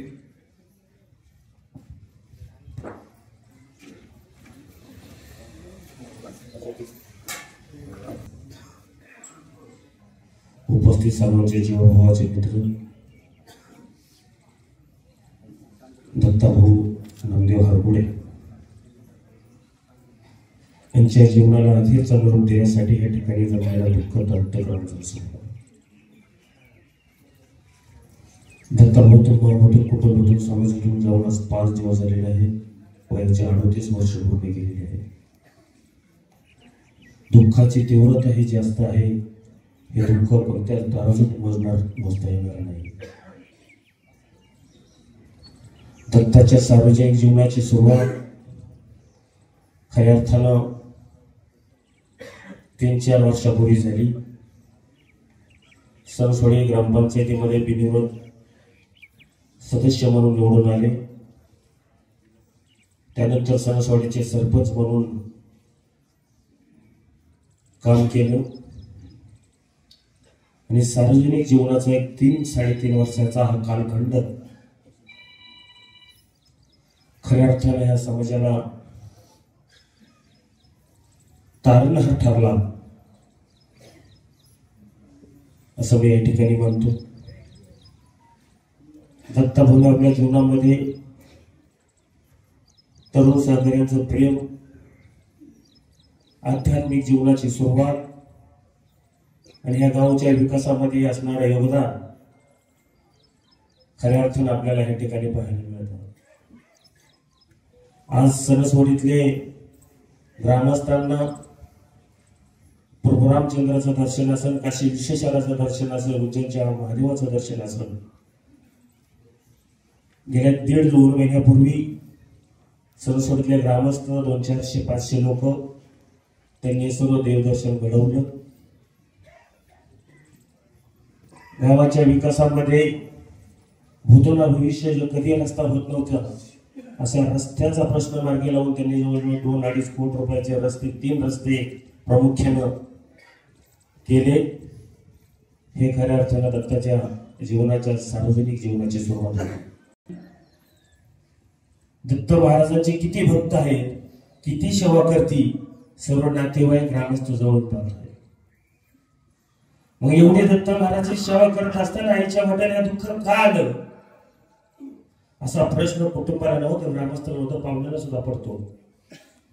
पण आज या ठिकाणी हरिभक्ती पारायण गोवले संत साहित्याच्या गाड्या अभ्यासात धर्माचार्य महाराज शंकर महाराज शेवाळेने आपल्या परमचुरूपी सेवेतून सांगितलं, हे कर्म कुणाला सुट्टी देत नाही. शेवटी दशरथ राजाला सुद्धा प्रभू रामचंद्राचा सहवास लाभला नाही. मग प्रभू रामचंद्र त्याच्या जगाचे मालक होते. दसरामकर ज्ञानेंद्रराव हरगुडे सणसोडीच्या शिक्षण संस्थेचे अध्यक्ष म्हणून काम करत आहेत. त्यांचे मोठे चुलते हरिभक्ती पारायण गोरवरे आज आपल्यात आहेत नाही सोनभाऊ, परंतु सणसोडीच्या माणसांनी त्यांचा उल्लेख केला. सणसोडीचा आध्यात्मिक क्षेत्राचा पाया उभारण्याचं काम खऱ्या अर्थानं सोनभाऊंनी केलं. वडेगावनगरीचे माजी सरपंच सन्माननीय कुशलभाऊ गावडे, हरीश शेट्टी येवले, शांतीरावजी भोसुरे, सन्माननीय भरतप्पा भोसुरे, मातमामा, त्याचप्रमाणे विशालरावजी खंडाळे, अमोलरावजी तुपे, प्राचार्यजी आवळे, आभाराजी मांढरे, कुसुमताई मांढरे या सर्वांची श्रद्धांजली समर्पित झालेली आहे. या ठिकाणी कैलासवासी दत्ताभाऊ हरगुडे यांच्या स्मरणार्थ श्री नरेश्वर मंदिराच्या कामासाठी त्यांच्या चांदीचे काम करण्यासाठी त्यांच्या भगिनी सौ सारिका अमोल तुपे यांच्याकडून 1 लाख रुपयाची देणगी आलेली आहे. देणगी देण्यासाठी या ठिकाणी दादासाहेब गहुटे आपणास विनंती आपण या ठिकाणी यायचे आणि देणगी स्वीकारण्यासाठी गोरखनाना भुजबळ सावता परिषदेचे अध्यक्ष आपणास विनंती आपण या ठिकाणी यायचे.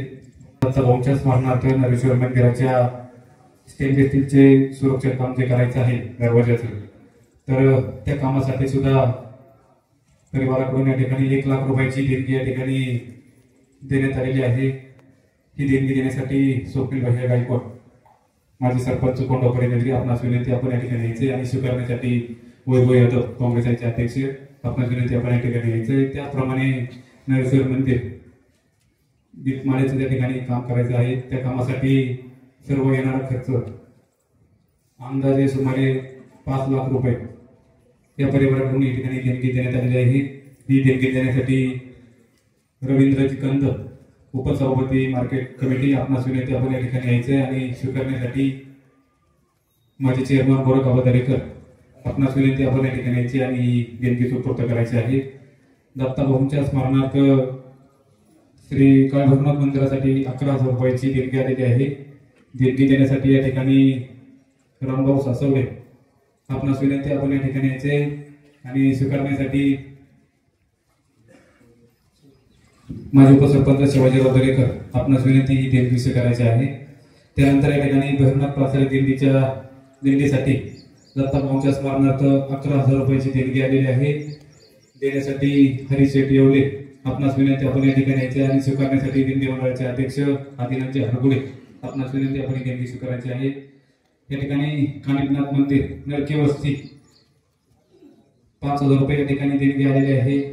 देणगी देण्यासाठी माजी सभापती प्रकाश बापू पवार आपणास विनंती आपण या ठिकाणी यायचे आणि स्वीकारण्यासाठी नामदेव दरेकर आपणास विनंती आपण ही देणगी स्वीकारायची आहे. त्याचप्रमाणे पठारवाड्याची काळूबाई चेअरमन वस्ती मंदिर या मंदिरासाठी दत्ताभाऊंच्या स्मरणार्थ 5,000 रुपयाची देणगी देण्यात आलेली आहे. ही देणगी देण्यासाठी पिकेअण्णा भवानी आपणास विनंती आपण या ठिकाणी यायचे आणि स्वीकारण्यासाठी माजी व्हाईस चेअरमन काळूराम दरेकर आपणास विनंती. त्यानंतर या ठिकाणी दत्ताभाऊंच्या स्मरणार्थ देवाई मंदिरासाठी 5,000 रुपयाची देणगी आलेली आहे. देणगी देण्यासाठी तुकारामजी ओहिले साहेबांना विनंती आपण या ठिकाणी यायचे आणि स्वीकारण्यासाठी माजी सरपंच रामनाथ हरगुडे आपणास विनंती आपण या ठिकाणी यायचे आणि देणगी स्वीकारायची आहे. श्री दत्त मंदिरासाठी या ठिकाणी देणगी देण्यात आलेली आहे. ही देणगी देण्यासाठी विश्वासवर्ग डंडरे आपणास विनंती आपण या ठिकाणी यायचे आणि स्वीकारण्यासाठी माजी चेअरमन दरेकर आपणास विनंती आपण या ठिकाणी देणगी स्वीकारायची आहे.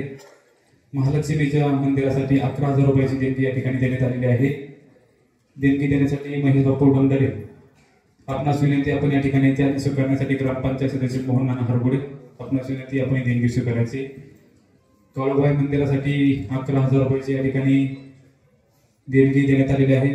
सन्मानित पप्पू शेठ भोत्रे आपणास विनंती आपण या ठिकाणी यायचे आणि स्वीकारण्यासाठी काळूरामजी हरगुडे सत्ता मंडळाचे अध्यक्ष आपणास विनंती देणगी स्वीकारायची आहे. त्यानंतर या ठिकाणी श्रीराम मंदिर व हनुमान मंदिरासाठी देणगी देण्यात आलेली आहे.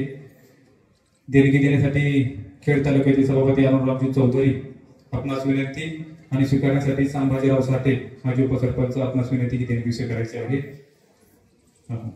श्री विठ्ठल रुक्माई व गणेश मंदिरासाठी 11,000 रुपयाची देणगी देण्यात आलेली आहे.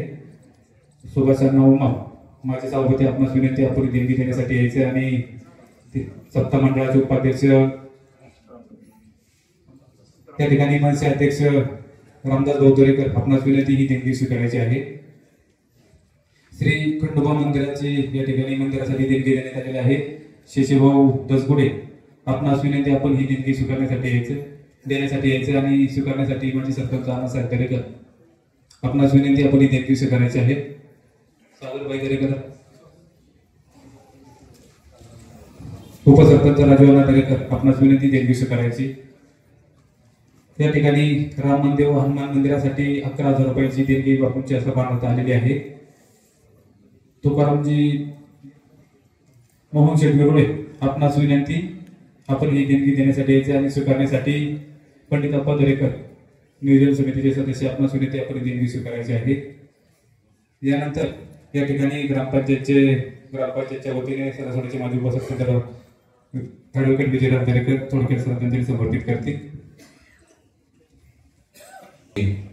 असे दत्ताभाऊंचं जीवन, हा जीवनपट आमचे दत्ताभाऊ आरगुडे यांनी आपणासमोर मांडताना आमच्या ग्रामपंचायतचे एक सहकारी आमच्यातून निघून गेल्यानंतर जे दुःख होत आहे ते दुःख वर्णनातीत आहे.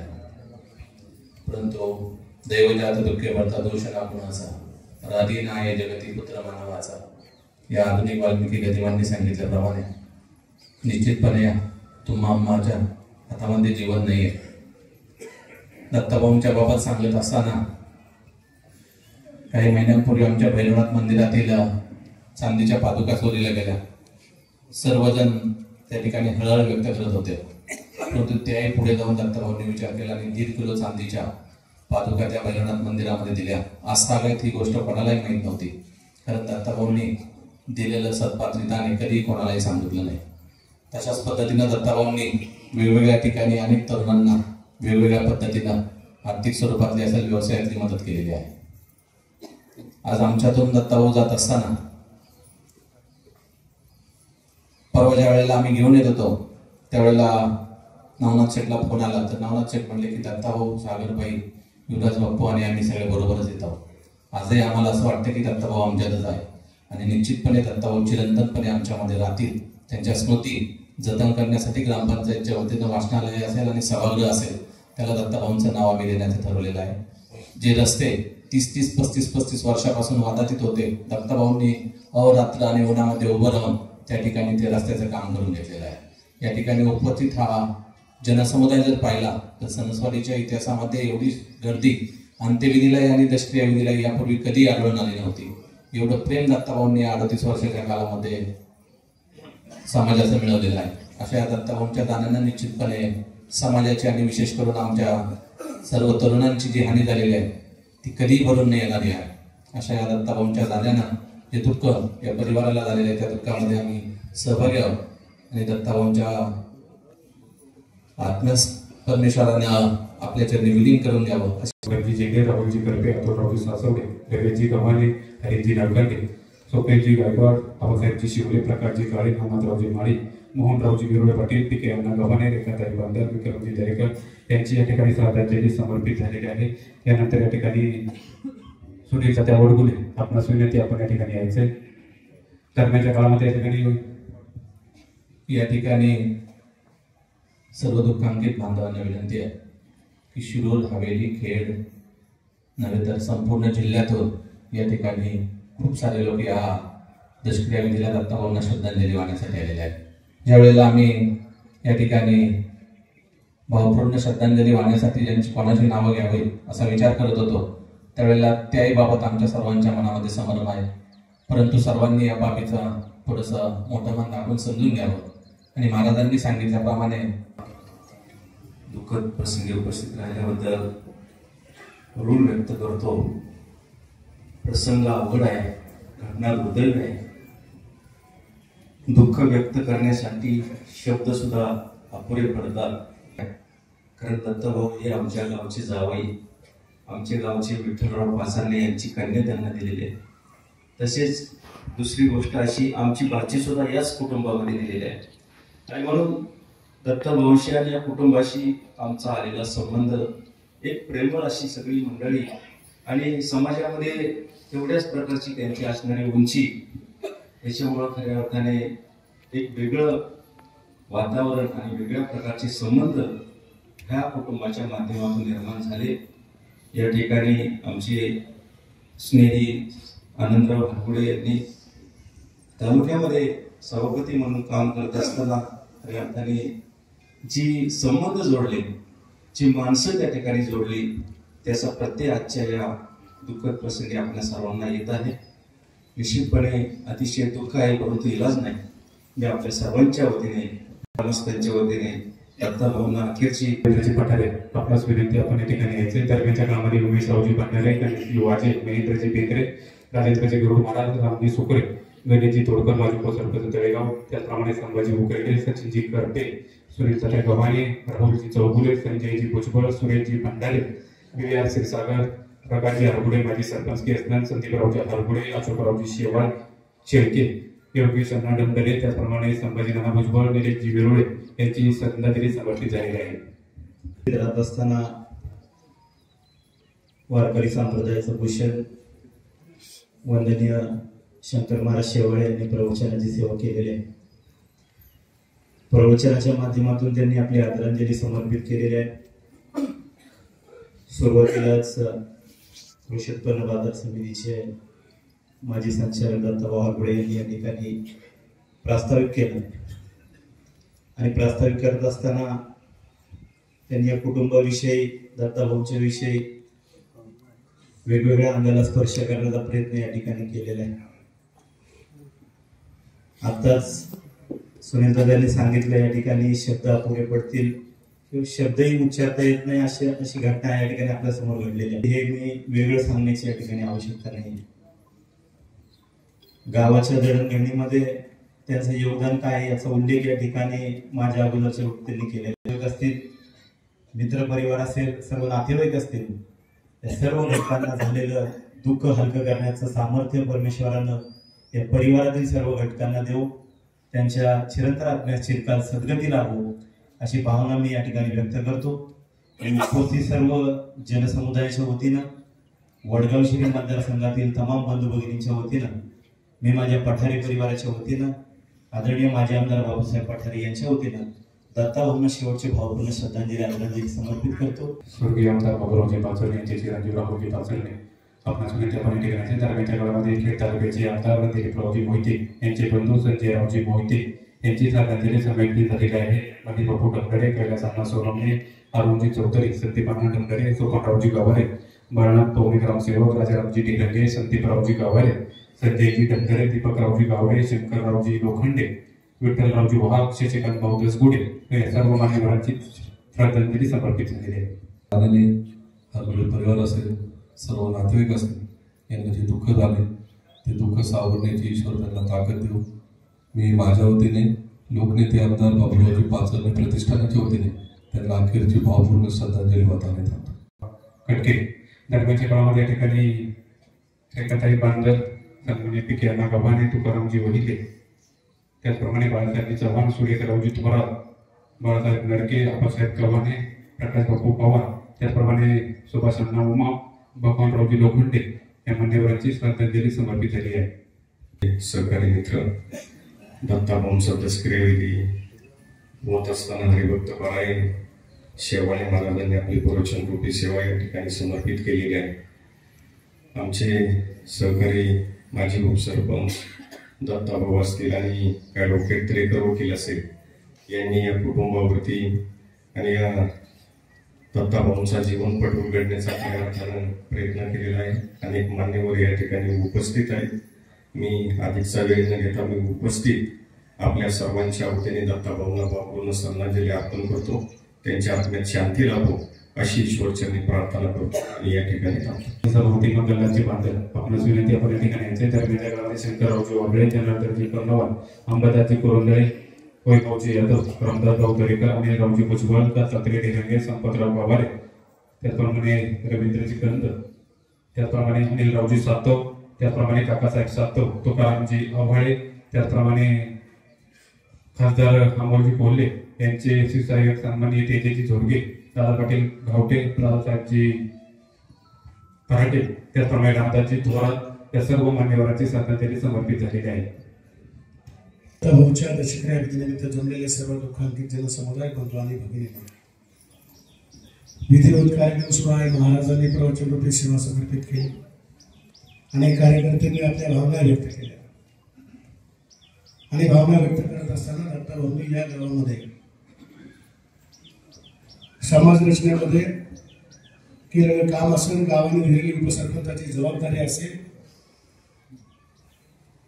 सदस्य म्हणून गावाने त्या ठिकाणी त्यांच्यावरती केलेला प्रेमाचा जल्लोष असेल, या सगळ्या गोष्टी आपण या ठिकाणी उल्लेख झालेला आहे. या गावाला वैभवशाली इतिहास प्राप्त करून देण्यासाठी अनेकांनी आपलं योगदान दिलेलं आहे. खरं तर अपघात आणि हे गाव असं एवढं समीकरण नाही, पण मला एक आठवतंय की देवेंद्रपूरच्या अपघातामध्ये गेले तो एक विषाद प्रसंग होता की सकाळी चालायला जात असताना त्यांचा घडलेला अपघात मध्ये ते गेलेले होते. आज दत्ताभाऊ गेले, खरोखर एक हृदय पिळवून टाकणारा प्रसंग आहे. भातुकलीच्या खेळामधली राजा आणि राणी अर्ध्यावरती डाव मोडला अधुरी कहाणी. अत्यंत संयमी निगर्वी आपल्या चुलत्याने या ठिकाणी तालुक्याचं सभापतीपद भूषवलं. गावगाड्यामध्ये गावचा प्रपंच करत असताना या गावामध्ये काही उल्लेखनीय विकासाची कामं झाली. त्या पद्धतीने दत्ताभाऊने अनेक काम, काशीला पंढरपूरला जिथं जिथं देवस्थान आहे तिथं अनेकांना घेऊन त्या ठिकाणी दर्शन घडवलं पाहिजे. देवदेवळात बसतो, राज्यकर्त्यांचा देवदेवळात बसतो, तर तो त्या ठिकाणी गोरगरीब माणसांच्या मध्ये असतो. हे दत्ताभाऊने लवकर ओळखलं होतं. मग गावातील गोरगरीब माणसं असतील, देवावरती श्रद्धा असणाऱ्या माणसांना अनेक वेळा देवदर्शन त्याने घडवलं. अजूनही त्याच्या मनामध्ये अनेक माणूस होते की माझ्या गावातल्या माणसांना काशीला जायचं, काशी विश्वेश्वरला जाऊन त्या ठिकाणी दर्शन घ्यायचं, काही अयोध्येला न्यायचे, असे अनेक उपक्रम दत्ताभाऊंच्या डोक्यामध्ये होते. त्यांचे सगळे सहकारी काल परवा बैठ्याला गेल्याच्या नंतर त्या घरात असणारा आक्रोश, आपला भाऊ गेल्याच्या नंतर नारायणरावला झालेलं दुःख, वडिलांना झालेलं दुःख हे हृदय पिळवून टाकणारं होतं.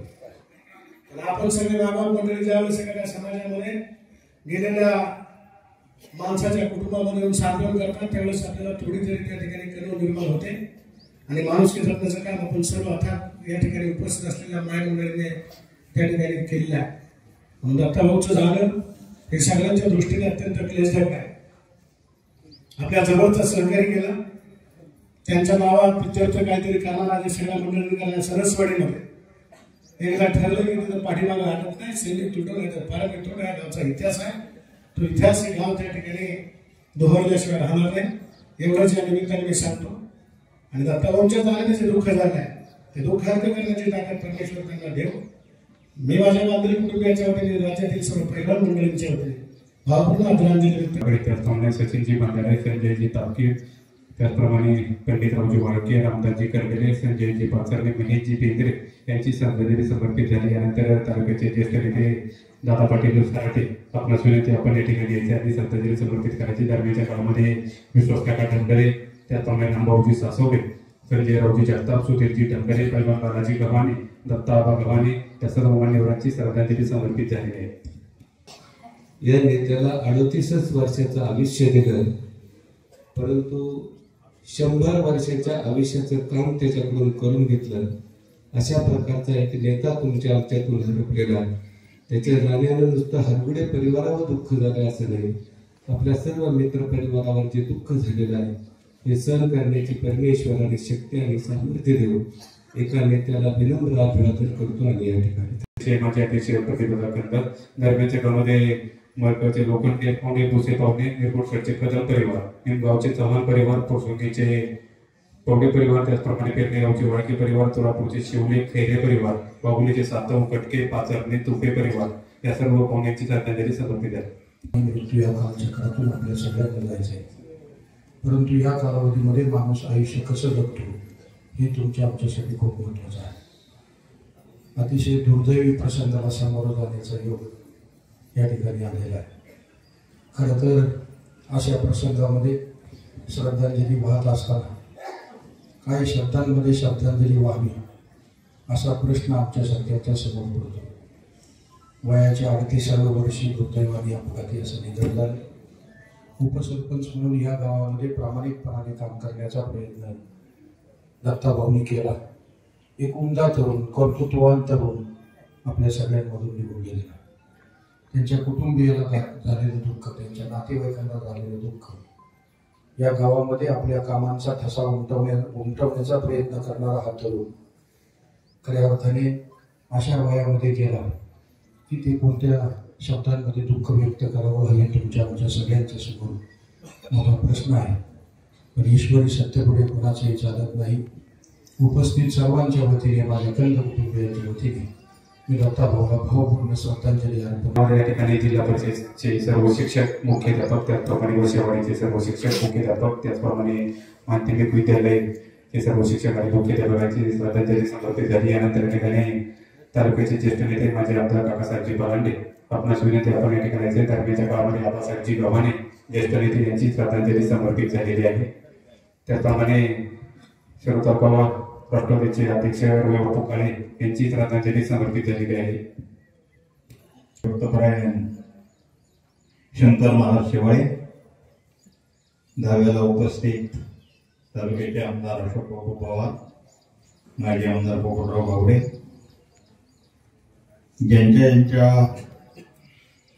वतीनं देणग्या देण्यात आल्या ते सगळे देणगीदार, ज्यांच्या हस्ते देण्यात आल्या ते सगळे मान्यवर, ज्यांनी स्वीकारल्या ते सगळे मान्यवर, ज्यांनी या ठिकाणी त्या धाब्याचे प्रास्ताविक केलं ते दत्ताभाऊ हरगुडे, आपल्या मार्केट कमिटीचे माजी संचालक अजितराव दरेकर, त्याप्रमाणे या ठिकाणी आमचे आदिनाथ भाऊ असतील, या कुटुंबाचे सगळे काही पाहुणे असतील, मोठ्या संख्येने उपस्थित असलेले विविध क्षेत्रातले सगळे मान्यवर असतील.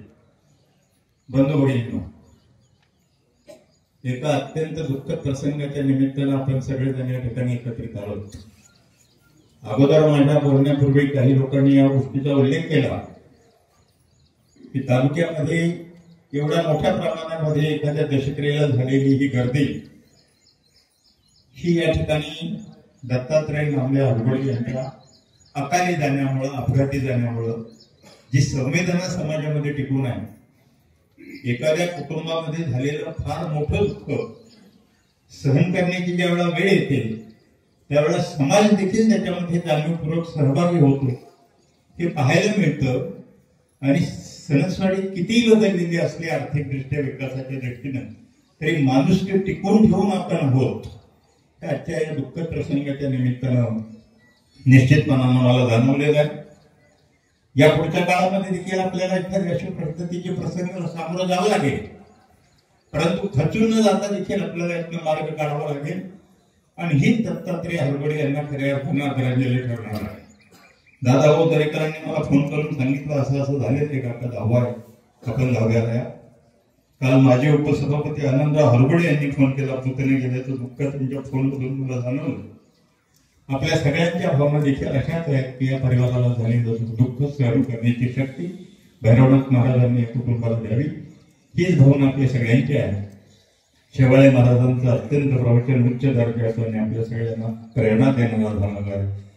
दत्ताच्या जाण्यामुळे झालेलं दुःख सहन करण्याची शक्ती हरगुडे कुटुंबियांना, समस्त सणसवाडीच्या ग्रामस्थांना, तालुक्यातून जिल्ह्यातून आलेल्या सर्व दुःखांकित बंधू बांधवांना या ठिकाणी भैरवनाथ महाराजांनी द्यावं अशा प्रकारची प्रार्थना मी महाराजांच्या चरणी करतो, भैरवनाथ महाराजांच्या चरणी करतो आणि माझ्या आदरांजली परत दोन शब्द संपवतो. सातवण्याची श्रद्धांजली समर्पित झाली. यानंतर या ठिकाणी तालुक्याचे ज्येष्ठ नेते माझे आमदार पोपटराव गावडे साहेब आपणास विनंती आपण या ठिकाणी आणि श्रद्धांजली समर्पित करायचे. शिक्रापूर नगरीचे सासवडे परिवार, चव्हाण परिवार, भुजबळ परिवार, रासकर परिवार, वाबळे परिवार, विरोळे परिवार, त्याचप्रमाणे शिक्रापूर नगरीचे आबाराजे मांढरे यांची श्रद्धांजली समर्पित झालेली आहे. कैलास असे दत्तात्रय हरगुडे या गावचे उपसरपंच, त्यांच्या निधनानंतर प्रचंड दुःख कुटुंबावरती कोसळलेलं आहे, पण सहकार्य कोसळलेलं आहे. त्या दुःखात सहभागी होण्यासाठी राजकीय, सामाजिक, शैक्षणिक, धार्मिक अनेक क्षेत्रातले अनेक मान्यवर, नातेवाईक, मित्रमंडळी, बंधू आणि प्रचंड शोकाकुल जनसमुदाय. शेवळ्या महाराजांनी प्रवचनाच्या माध्यमातून अत्यंत मार्मिक विचार मांडण्याचा प्रयत्न केला. काळातला जो अवधी असतो त्या अवधीमध्ये मनातले स्वप्न पूर्ण करण्यासाठी जो अवधी लागतो तो मिळाल्यानंतर माणूस होतो सुखात समाधी लाभली हरकत नाही, परंतु दत्ताच्या बाबतीत तर फार विचित्र घडले. अत्यंत अर्ध्या रस्त्यावर ऐन उमेदीच्या काळात आपल्या गावाची सूत्र विकासाची घेण्यासाठी त्या क्षेत्रात प्रवेश केला असताना मनाच्या संकल्पा उराशी बाळगून जोरात काम सुरू केलं असताना ते आज आपल्याला गेलेलं आहे. त्या जाण्याचं दुःख कुटुंबावर जरूर आहे, पण समाजाला सुद्धा आहे, त्या वाढीला आहे. कारण कर्तव्यात तरुण लगेच निर्माण होतो. विचारांची सुसंगता असावी लागते, वैचारिकता संस्कार असावे लागतात आणि समाजाकरता ओढ निर्माण करून संधी मिळाल्यानंतर सतीचं सोडत करण्याची प्रवृत्ती असावी लागते आणि ती दत्ताच्या ठिकाणी होती. हरगुडे कुटुंब ह्या नावाचं फार जुन्या राजकीय क्षेत्रामध्ये पदार्पण करणार आहे. मला कल्पना आहे गेली 50-60 वर्षे आता राजकीय क्षेत्रामध्ये काम करीत असताना हरगुडे कुटुंबाने अनेक पदावर काम केलं. ही सणसवाडी हे राजेशवाडी, आम्ही विनोदने नेहमी म्हणत असतो सोन्याची वाडी, कारण औद्योगिकदृष्ट्या संपन्नतेकडे वाटचाल करणारे आणि विकासाच्या दिशेने सगळे मंडळी एकत्र येऊन काहीतरी चांगलं घडावं या वाडीमध्ये विकास व्हावा ही भावना असणारी आणि त्याचबरोबर अध्यात्माची काळ धरणारी अशा पद्धतीने विविध क्षेत्रामध्ये प्रगतीच्या दिशेने वाटचाल करत असताना दत्ताचा सेवाचा वाटा असताना दत्ता आपल्यातून गेलेला आहे. दुःख प्रचंड आई वडिलाला तरुण आणि कर्तबगार मुलगा जाण्यानं आई वडिलांनी घरच्यांना काय दुःख असतं ते मी स्वतः अनुभवलेलं आहे. जगाला सांगण्याची गरज नाही, परंतु नाविलाज आहे. ह्याच्या सगळं सामोरं गेलं पाहिजे आणि हे सगळं स्वीकारलं पाहिजे, त्याला पर्याय नाही. पुन्हा एकदा आपल्या सगळ्यांच्या वतीनं शिरूर तालुक्यातील आम जनतेच्या वतीनं भावपूर्ण श्रद्धेला अर्पण करतो.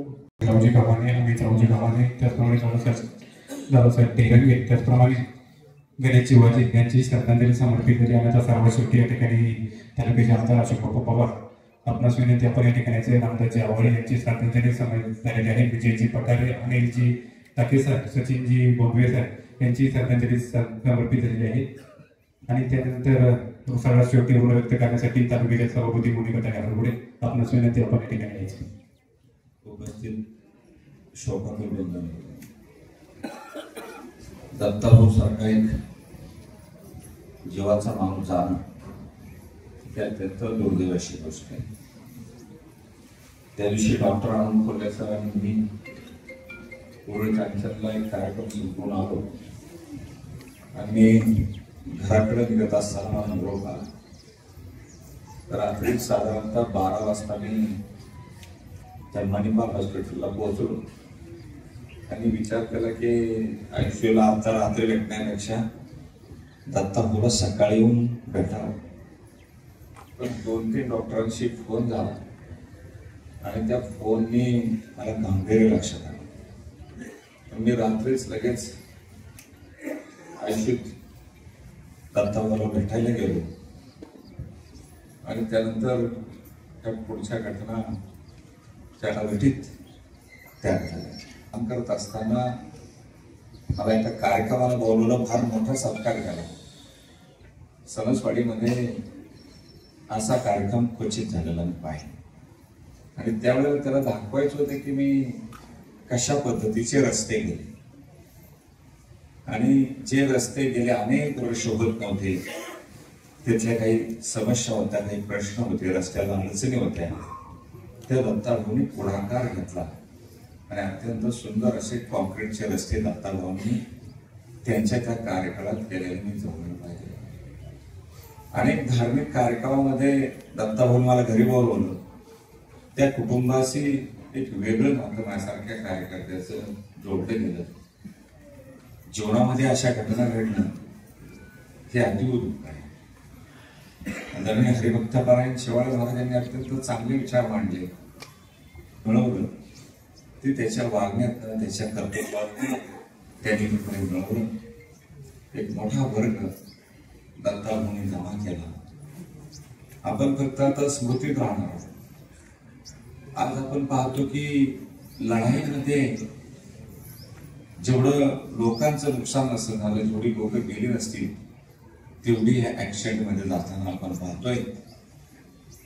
आणि चूक नसताना अनेक निष्पाप माणसं त्याला बळी पडतात असं मी अनेक प्रसंगात पाहिलं.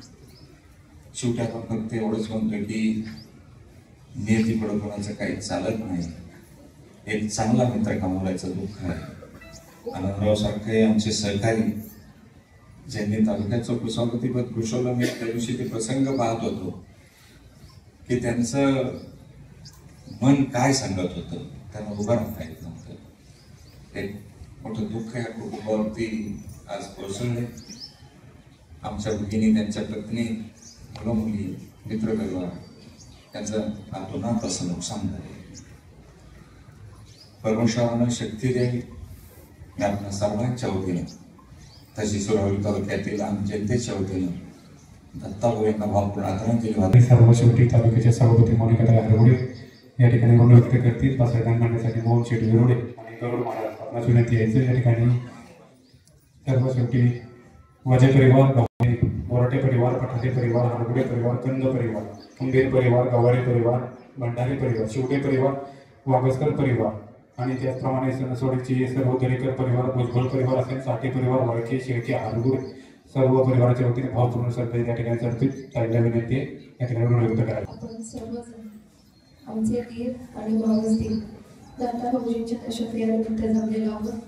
भाऊजींच्या आत्म्यात शांती लाभो अशी ईश्वरचरणी प्रार्थना करते. तसेच शिरूर पंचायत समितीच्या वतीने, सणसवाडी ग्रामस्थांच्या वतीने व उपस्थितांच्या वतीने भाऊजींना अखेरची भावपूर्ण श्रद्धांजली अर्पण करते. आणि आपण सर्वजण आमच्या हरगुडे कुटुंबियांच्या दुःखात सहभागी झालात त्याबद्दल आपल्या सर्वांचे ऋण व्यक्त करून माझे दुःख विचार बंद करते.